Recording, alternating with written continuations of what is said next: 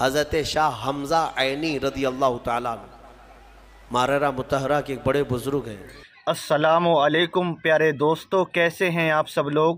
امید کرتا ہوں سب بہت اچھے ہوں گے۔ اللہ تبارک و تعالیٰ تمام لوگوں کو خوش اور آباد رکھے۔ میں آپ کی خدمت میں مفتی سلمان اجہری صاحب کی بہت ہی کامیاب ویڈیو لے کر حاضر ہوا ہوں، جو ابھی آپ نے ایک جھلک سنی کہ بزرگ پہلے کیسے عبادت کرتے تھے، کس طرح عبادت کرتے تھے، جو عبادت میں ان کا من لگتا تھا اور وہ عبادت پوری رات کرتے رہتے تھے، پھر بھی ان کے دل پر، ان کے جسم پر کوئی اثر نہیں ہوتا تھا کسی طرح کا بھی۔ آج ہم 2 رکعت پڑھ لیں، ہمارا دل گھبرانے لگتا ہے جلدی سے مسجد سے باہر نکلیں۔ تو بہت ہی کامیاب یہ تقریر ہے، اس کو پوری سن کر مکمل ضرور جانا، بہت ہی اس سے آپ کو نصیحت حاصل ہوگی۔ اس کا اوریجنل لنک آپ کو ڈسکرپشن میں مل جائے گا، وہاں جا کر بھی اوریجنل ویڈیو دیکھ سکتے ہیں۔ پہلے میرے ساتھ دیکھ لیں، اس ویڈیو کو مکمل ضرور دیکھنا۔ حضرت شاہ حمزہ عینی رضی اللہ تعالیٰ عنہ ماررہ مطہرہ کے ایک بڑے بزرگ ہیں۔ ان کا معمول تھا یہ سانس کو روک کر کے ذکر کرتے تھے۔ یعنی صوفیہ میں ذکر کا ایک طریقہ یہ بھی ہے، حبس دم، سانس روک کر کیسے؟ پاس انفاس جس کو کہتے ہیں، یعنی سانسوں کو بھی کنٹرول کر لیا جاتا ہے۔ سب سے زیادہ تم کس چیز کے محتاج ہو دنیا میں؟ کھانے کے، پینے کے، کس چیز کے؟ سانس کے محتاج ہو سب سے زیادہ۔ اور صوفیہ یہ کہتے ہیں کہ دنیا میں جو سب سے زیادہ ضروری چیز ہے اس سے بھی چھٹی حاصل کر لو، سوائے اللہ کے ہم کسی کے محتاج نہیں۔ کیا بات ہے، سوائے اللہ کے ہم کسی کے محتاج نہیں۔ سبحان اللہ، سبحان اللہ۔ تو یہ ایسی اچانک نہیں آتا، تربیت کی ضرورت ہوتی ہے، برسوں اس میں مجاہدے ہوتے ہیں۔ صوفیہ اکرام، اولیاء اکرام کن کن چیزوں سے چھٹی لے لیتے پتہ ہے؟ کھانے پینے کی خواہش باقی نہیں رکھتے، ہر چیز کو چھوڑ دو، اب مجھے حاجت ہی نہیں ہے اس چیز کی، کھانے کی طبیعت ہی نہیں مانتی۔ باڈی کو جیسے آپ عادت ڈالیں گے یہ باڈی ویسے ایکسپٹ کرے گی، تربیت کرنے کی ضرورت ہے۔ صوفیہ اکرام میں بعض اولیاء وہ ہیں جو نیند سے اپنے آپ کو آزاد کر لیتے، سونا ہی نہیں، نیند سے آزاد، جس چیز کا غلبہ اپنے اوپر آ سکتا ہے اس سے آزادی لینا ہے۔ میرے عزیزو یہاں تو ایسا ہے کہ نشے سے آزادی نہیں کر پا رہے، جی بالکل، اور وہ صوفیہ روز مرہ کی حلال چیزوں سے بھی اپنے آپ کو آزاد کر لیتے تھے، کسی چیز کو اپنے اوپر حاوی ہونے نہیں دیتے۔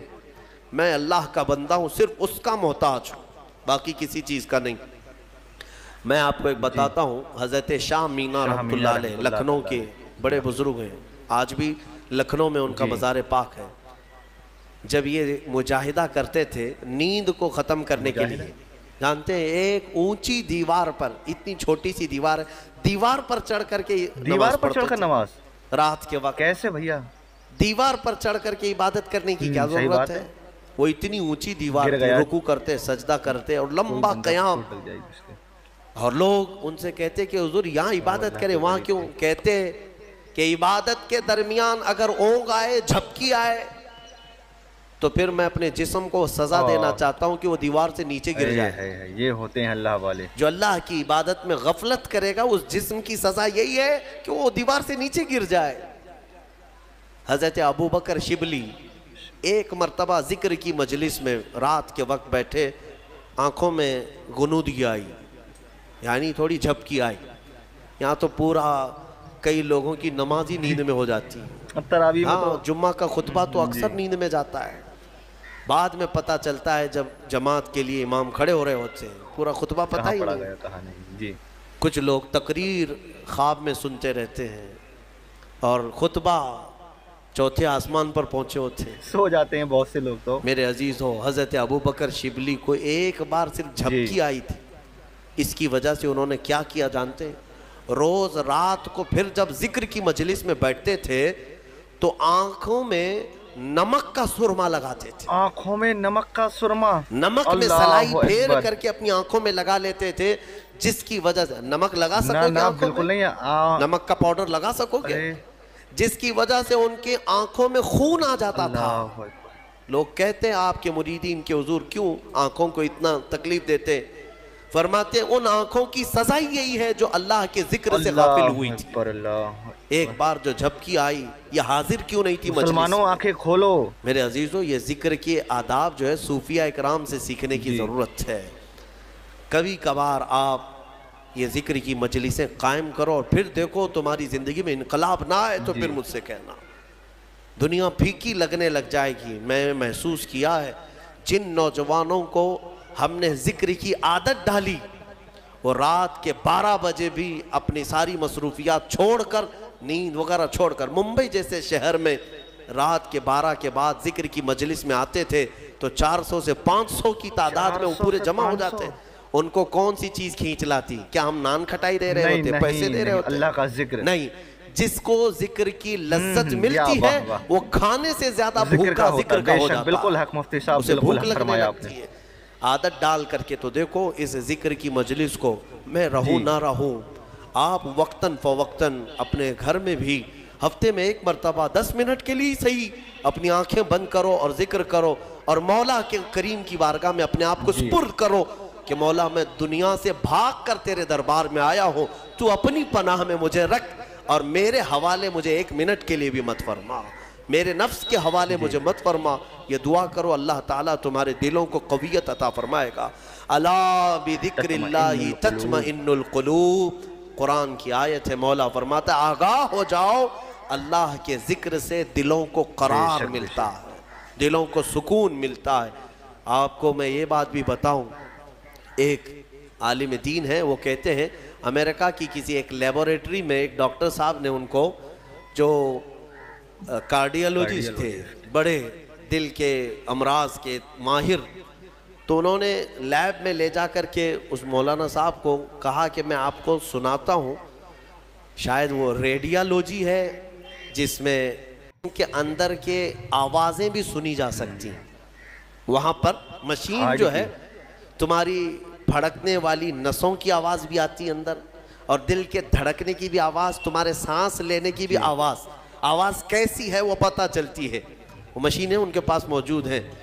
تو وہ ڈاکٹر صاحب جو دکھانے کے لیے گئے تھے مولانا صاحب سے کہنے لگے کہ ہماری مشینیں جو آواز سناتی ہیں ہر ایک کی ہم نے ورڈز بنائے ہیں, دل کیا کہتا ہے, یعنی سانس لیتے ہیں تب کیسی آواز آتی ہے, ہر ایک کی ایک ورڈز ہوں گے نا, ورڈز ہوں گے.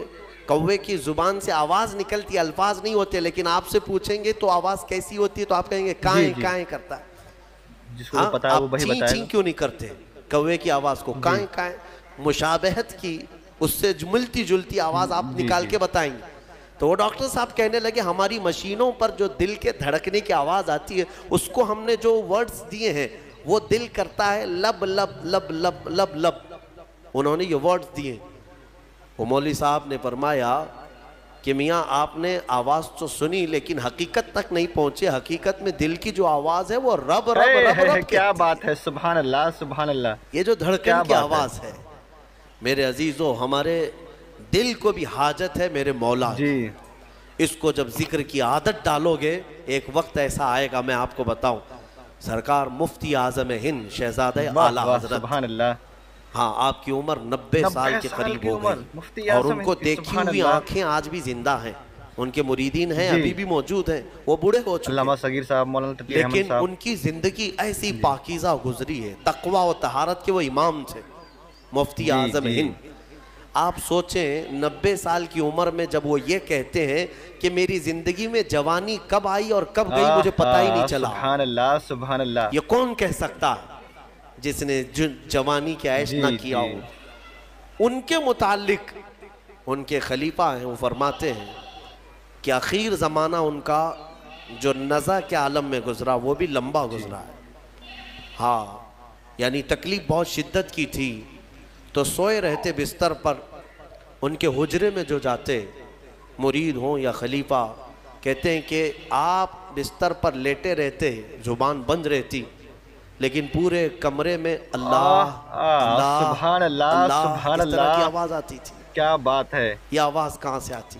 دل سے. ان کے دل خاص سے. خلیفہ ہیں خادم, وہ فرماتے ہیں کہ یہ مفتی اعظم ہند کے کراہنے کی جو دل کی آواز ہوتی تھی, زبان نہیں ہلتی تھی لیکن دل سے جو کراہنے کی آواز ہوتی اسے غور سے کوئی سنتا تو وہ دل سے آواز یہی آتی, اللہ اللہ. کیا بات ہے, اللہ.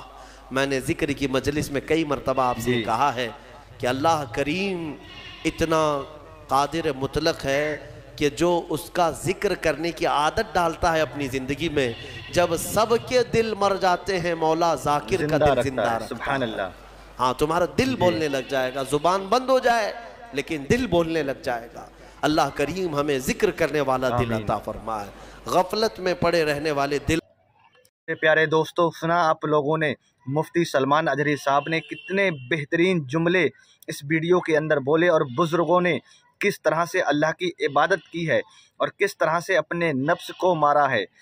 جس جسم نے اللہ کی ذکر کرنے میں، اللہ کا ذکر کرنے میں کوتاہی کی، سستی کی، تو اس جسم کے حصے کو اللہ والوں نے تکلیف دی کہ اس کی سزا ہی یہی ہے۔ اور مفتی اعظم ہند کی کیا شان ہے، اللہ اللہ کہنے سے اللہ نہ ملے، وہ اللہ والے ہیں جو اللہ سے ملا دیتے ہیں۔ اور متقی بن کر دکھائے اس زمانے میں کوئی، متقی بن کر دکھائے اس زمانے میں کوئی، ایک میرے مفتی اعظم ہند کا تقویٰ چھوڑ کر۔ حضور مفتی اعظم ہند اتنے تقویٰ اور پرہیزگاری اختیار کیا کرتے تھے کہ لوگ آپ کی مثالیں پیش کرتے تھے۔ سبحان اللہ۔ اللہ والوں نے اپنے نفس کو قابو میں رکھ کر، اپنے جسم کو تکلیف دے کر، تاکہ یہ اللہ کی عبادت میں، اللہ کے ذکر میں سستی نہ کر دیں۔ اور آج ہم ہیں، اگر بستر پر لیٹ جائیں تو نماز کا وقت ہو جائے تو ہماری اتنی ہمت نہیں ہوتی کہ ہم بستر چھوڑ کر اللہ کی عبادت کرنے کے لیے مسجد میں چلے جائیں یا اللہ کا ذکر کرنے کے لیے مسجد میں چلے جائیں۔ ہم اپنے نفس کے دھیرے دھیرے غلام ہوتے جا رہے ہیں۔ میرے پیارے دوستو، اللہ تبارک و تعالیٰ سے دعا ہے، آپ آمین ضرور کہنا۔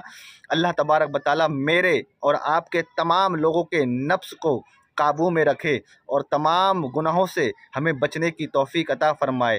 اللہ تبارک و تعالیٰ اپنے نیک بندوں میں ہم گناہ گاروں کو شمار فرمائے۔ آمین کہہ دینا، کیا پتہ کس کا کہنا قبول ہو جائے۔ اگر چینل پر نئے ہیں تو سبسکرائب کر دینا تاکہ آنے والی ہر ویڈیو آپ کو ملتی رہے، کیونکہ ہمارے چینل پر نصیحت آمیز ویڈیو اپلوڈ ہوتی ہیں جس سے نوجوانوں کو کافی فائدہ حاصل ہوتا ہے۔ دوستوں، ملتے ہیں اگلی ویڈیو میں، دعاؤں میں یاد رکھنا۔ السلام علیکم ورحمۃ اللہ تعالیٰ وبرکاتہ۔